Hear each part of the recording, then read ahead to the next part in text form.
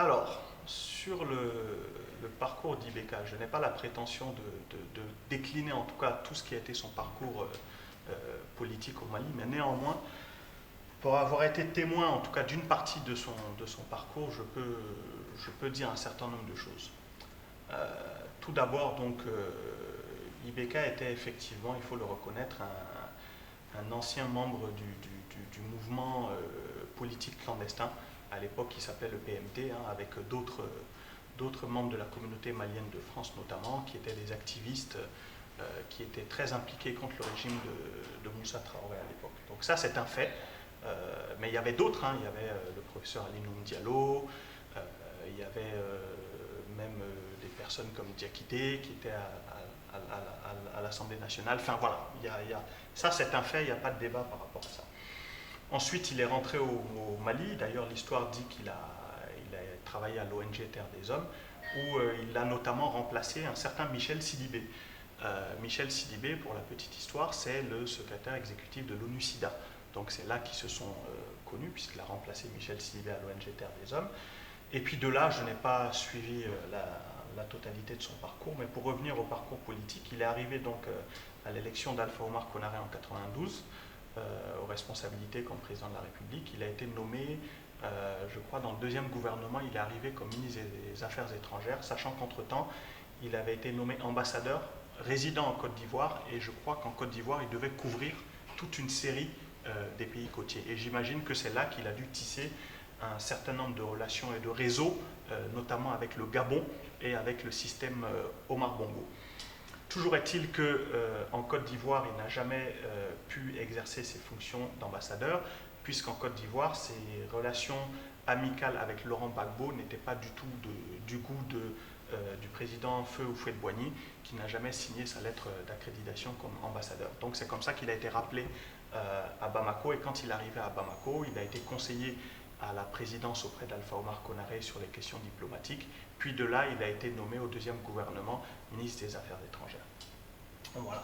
Donc, arrive après la difficulté du régime Adema. Il faut savoir une chose, c'est que le Mali a connu 23 ans de dictature et 23 ans de parti unique. On ne sort pas de 23 ans de dictature et de parti unique du jour au lendemain, ça laisse des traces. Quand l'ADEMA arrive en responsabilité, en fait, l'ADEMA est partagée entre deux courants qui s'affrontent énormément. On a un courant qui est resté révolutionnaire, c'est-à-dire que des anciens enseignants de l'ENSU qui sont restés vraiment tendance assez révolutionnaire, comme Mohamed Lamine Traoré, comme à certains égards le professeur Alinoum Diallo, etc. Et puis de l'autre côté, on avait des personnes qui étaient plutôt des réformateurs, d'ailleurs, dont certaines avaient même eu à exercer des responsabilités au sein du régime de Moussa Traoré. Alpha Omar Konaré lui-même, puisqu'il a été ministre de l'Éducation de Moussa Traoré. Donc il y avait un choc entre les deux, et d'ailleurs ce choc était symptomatique d'un terme qu'on utilisait beaucoup à l'époque et qui était un terme utilisé par le CNID. Le SNID, on parlait beaucoup du Kokadje, c'est-à-dire qu'on avait vraiment les partisans de la révolution totale, c'est-à-dire qui étaient pour, d'une certaine manière, l'éradication, le nettoyage total de toutes les personnes qui ont été liées de près ou de loin au régime de Moussa Traoré. Et puis il y a les autres qui se sont dit, bon, c'est pas aussi simple que ça, parce qu'en réalité, le mouvement démocratique était fait de personnes infiltrées également dans le régime de Moussa Traoré. Je pense notamment à Feu Boubacar Sadassi, donc avec des personnes qui ont joué un vrai rôle tout en ayant des responsabilités dans le régime de Moussa. Donc on ne peut pas dire c'est tout blanc ou tout noir, c'est beaucoup plus complexe que ça. Et donc d'une certaine manière, les liens entre ces réformateurs et ces révolutionnaires ont été gérés plus ou moins difficilement. Toujours est-il que quand Alpha Omar Konaré nomme Younousi Touré comme premier Premier ministre du Mali démocratique, ça fait grincer des dents. Parce que Younousi Touré, certes, c'est un militant de l'ADEMA, mais Younousi Touré, ce n'était pas le cœur historique de l'ADEMA, du mouvement démocratique, du mouvement pas forcément mais démocratique au sens de terrain, les gens qui ont enduré le système de Moussa, qui ont été emprisonnés, etc. Donc, Mohamed Lamine Traoré, qui était à l'époque président de l'ADEMA, était furieux contre cette décision puisqu'il estimait que le poste de Premier ministre lui revenait de droit. Donc c'est vrai qu'il y a eu toute une tentative de sabotage de l'action gouvernementale, sabotage qui venait de l'ADEMA lui-même, puisque l'ADEMA manipulait les élèves et étudiants du Mali pour créer des grèves, pour créer finalement une situation ingérable. Et puis de cette situation, on a épuisé un Premier ministre, donc Younousi Touré. Un deuxième Premier ministre est arrivé en la personne de Abdoulaye Sékou Sow. Là, c'était encore pire. C'est-à-dire, autant Younousi Touré était, on va dire, du mouvement démocratique, mais moins visible que d'autres. Il était Adema. Là, Abdoulaye Sékou Sow, c'était carrément un indépendant. C'était quelqu'un qui n'était même pas membre du parti politique. Là, ça a été l'affront de trop. Vous imaginez, vous êtes un parti politique, vous arrivez en responsabilité et le président de la République nomme un indépendant. C'est un peu d'ailleurs ce qu'a fait IBK avec Moussa Mara. On connaît la réaction du RPM par rapport à ça et que le RPM continue d'ailleurs à avaler comme couleuvre. Donc finalement, l'histoire se répète. Donc Mohamed Lamine Traoré n'accepte pas cette situation. Donc on rentre dans une situation de chaos. Chaos aussi qui est entretenu par un élément structurel. Vous savez, quand le peuple prend la conscience de sa force, le Mali était quasiment ingouvernable dans les années 92-93. Dès qu'il y avait un événement, tout le monde était dans la rue, on cassait, les feux rouges étaient cassés tout le temps. Quand il y avait une coupure d'électricité, on allait casser EDM. Enfin, il y avait vraiment un sentiment de toute puissance du peuple. On était quasiment dans une phase un peu d'anarchie. Donc face à cette situation, arrive un nouvel homme fort qui s'appelle donc IBK, qui est nommé Premier ministre. Sauf que Alpha a compris la leçon. Il s'est dit, vu les difficultés que j'ai au sein de mon parti, ça va être la même chose. Il faut maintenant que je fasse le ménage au sein du parti au pouvoir. Donc il a profité du congrès de l'ADEMA pour balayer tous les opposants au sein de l'ADEMA qui ont été tous mis de côté. Et il a donné les clés du parti à IBK, qui s'est donc retrouvé Premier ministre, président du parti au pouvoir. Donc en gros, il avait toutes les clés en main.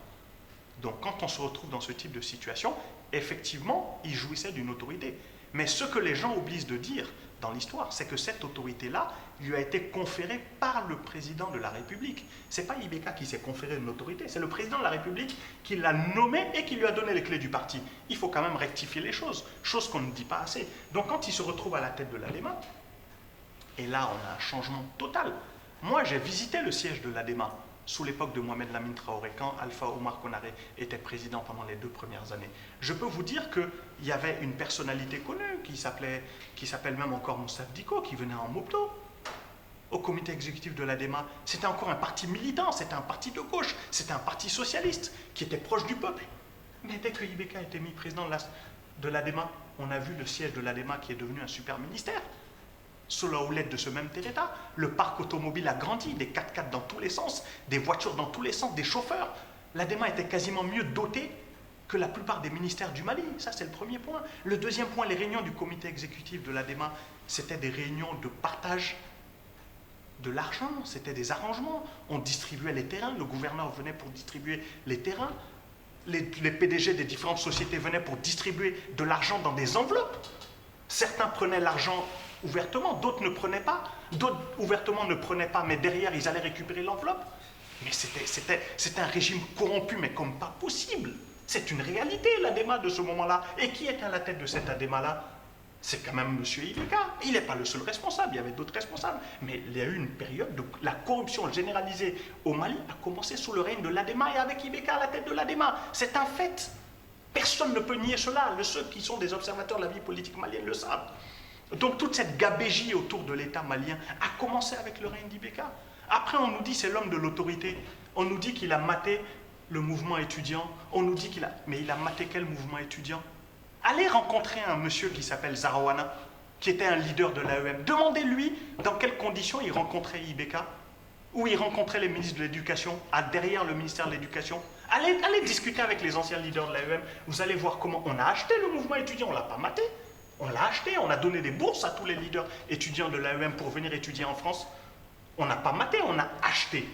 C'est pas la même chose, c'est pas de l'autorité, c'est de la corruption.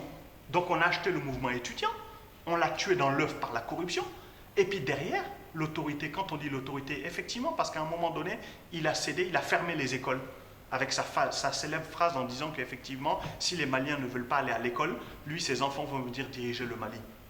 Effectivement, il a fermé les écoles avec l'autorité. On dit qu'il a eu l'autorité. Mais quand vous regardez à cette époque-là, même les directeurs dans les ministères étaient nommés par Alpha Oumar Konaré. Demandez aux ministres de cette époque-là, ils vous diront quelle était la réalité du pouvoir. IBK était Premier ministre, mais en réalité, il assumait toutes les décisions prises par Alpha Oumar Konaré. Mais celui qui avait les vraies manettes, c'était Alpha Oumar Konaré. Ce n'est pas IBK qui avait les manettes pendant les 6 ans où il était Premier ministre. Sinon, comment vous expliquez que Si quelqu'un avait vraiment les manettes, vous pensez honnêtement, vous êtes Premier ministre, vous êtes président du parti au pouvoir, un congrès extraordinaire vient vous balayer aussi facilement? Ce n'est pas possible.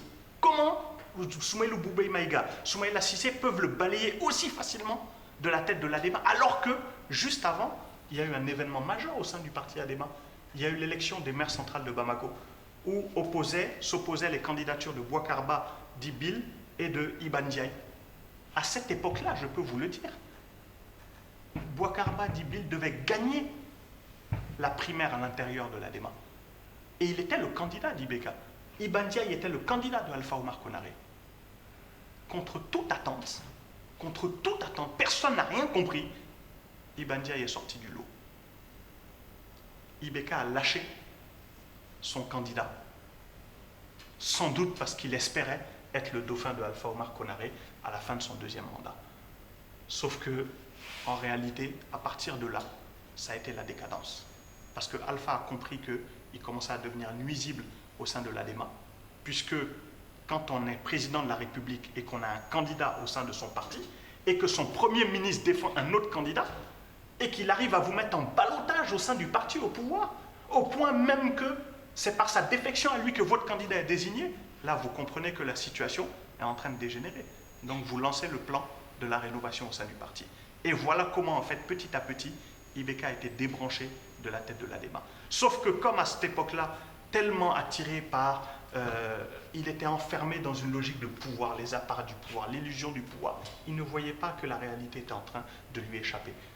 Il n'a rien compris. Il est arrivé au congrès extraordinaire, il a été débranché. Et là arrivent les élections présidentielles. Il quitte, il va créer le RPM.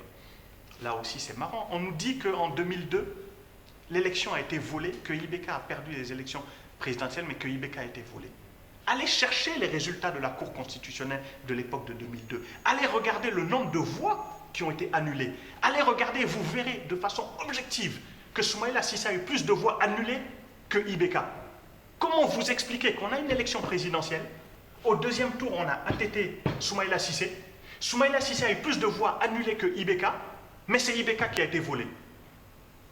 Cherchez l'erreur. Qu'on dise que l'élection n'était pas parfaite, c'est un fait. Qu'on dise qu'il y a eu tricage, ok, mais pourquoi Ibeka lui-même n'a pas contesté l'élection? Il connaissait la réalité des urnes. Et puis derrière, il a accepté le deal d'aller à l'Assemblée nationale. Quand il allait à l'Assemblée nationale, regardez aussi les faits. Tout ce qu'on lui reproche depuis qu'il était à la primature, les dépenses excessives à la primature, à la présidence de l'Assemblée nationale et aujourd'hui à la présidence de la République, c'est le même phénomène. On est toujours dans... Alors il va vous dire effectivement, il ne détourne pas. Certes, il ne détourne pas, mais qu'est-ce qu'il fait?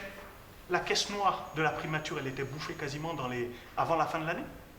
Il fallait la réalimenter. Il voulait récupérer le logement de la primature pour lui. Ah, effectivement, il ne détourne pas. Il utilise les lois, le pouvoir pour finalement s'alimenter en toute légalité. Donc effectivement, d'un point de vue strictement légal, on peut dire que ce n'est pas de la corruption, mais c'est quand même dans un pays pauvre, il faut arrêter. Ce ne sont pas des choses sérieuses. Donc voilà le parcours de ce monsieur qu'on nous dit qui a de l'autorité, et qui est arrivé comme une fleur bleue en 2012, comme s'il était le candidat qui n'a rien à voir avec les 20 ans de gestion, où il a été 6 ans Premier ministre, 6 ans du parti au pouvoir, 5 ans président de l'Assemblée nationale. Et on nous dit finalement que lui, c'est le renouveau. On connaît tous la réalité du Mali. Vous prenez les élections présidentielles de 2012, on sait qui étaient les candidats favoris. Il n'y en avait pas 46 000. Il y avait Djongouda Traoré de l'ADEMA, Modibo Sidibé en tant qu'ancien Premier ministre, Soumaïla Cissé, Ibeka. Ibeka venant dernier. N'importe quel observateur politique de la vie malienne vous dira que Ibeka n'était pas en mesure de gagner. Quand on regarde la réalité des partis politiques, l'implémentation locale à tous les niveaux, quand on regarde la structure des partis, quand on regarde le poids, Ibeka ne pouvait pas gagner cette élection. S'il a gagné cette élection, 1, c'est parce qu'il a joué avec le soutien de la junte. 2, c'est parce qu'il a joué avec les mouvements religieux. 3, c'est parce qu'il a su, à un moment donné, obtenir l'aval de la communauté internationale avec un deal qui ne dit pas son nom, qui est celle de la partition du Mali. Et c'est là où je lui en veux le plus. Parce qu'on ne peut pas d'un côté faire le deal de la partition du Mali moyennant sa nomination, et de l'autre, faire une campagne populiste, patriotique, nationaliste, pour l'honneur du Mali, pour la dignité du Mali. Mali était là. Et aujourd'hui, regardez l'accord qu'il a été signé, pire que tous les accords. Donc, à un moment donné, ce n'est pas sérieux. Donc, voilà aujourd'hui, moi, ce que je voulais. Encore une fois, je dis, ce n'est pas un problème de personne. Mais je dis, qu'on nous dise à un moment donné, aujourd'hui, les présidents de la République, on fait table rase du passé, on avance, il se met au-dessus de la mêlée, il fait un gouvernement d'union nationale, il dissout le gouvernement d'union nationale, il dissout l'Assemblée, on part sur une nouvelle constitution avec des états généraux, on fait table rase du passé, on rebat les cartes. S'il ne fait pas ça, il ne peut pas aujourd'hui se faire passer pour celui qui a une virginité par rapport à la gestion des 20 années passées, où il a une large part de responsabilité dans la gabegie et dans la faillite de l'État malien. Voilà, j'ai terminé.